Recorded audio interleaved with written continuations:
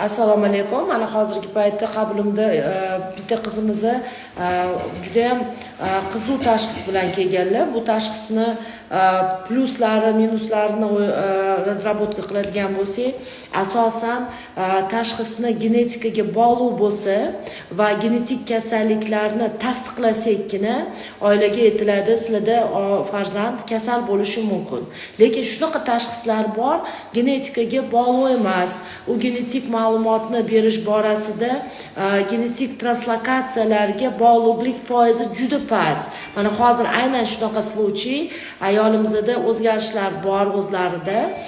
Bo'y basti, o'sishlari past bo'lganiga qaramasdan ular sog'lom 2018-yil qizaloq tuqqanlar hozir o'g'ilga keldilar va biz bularni ham tinchlantiribmiz, o'zimiz ham absolyut tinchmiz.